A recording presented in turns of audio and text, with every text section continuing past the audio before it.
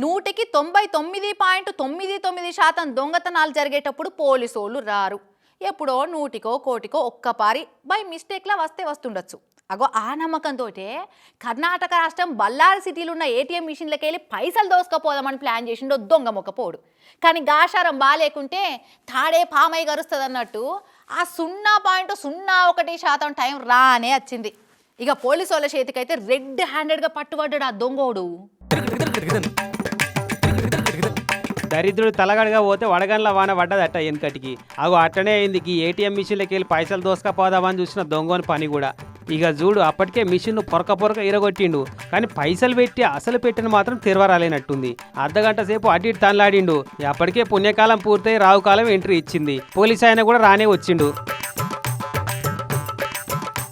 తప్పించుకుందామని దొంగోడు మస్తు తనలాడిండు. కానీ ఉడుం పట్టినట్టు గట్టిగా అనగబట్టిండు ఈ పోలీసు ఆయన. ఇడిపించుకుందామని గింజులు ఆడిండు. ఇక బయటికి పోతే పారిపోతుందని పోయే వరకు ఇంకో 2 పోలీసు వాళ్ళు వచ్చారు. అప్పటికే ఇక దొంగని 4 దాన్ని పోలీసు వాళ్ళకి పట్టుకపోయారు. వీని పేరు వెంకటేశట.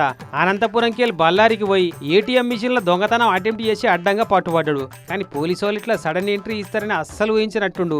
దరిద్రుడు ఏ రేవుకి వెళ్ళినా ముళ్ళ పరిగి ఎదురైందన్నట్టే అయింది దొంగని పరిస్థితి.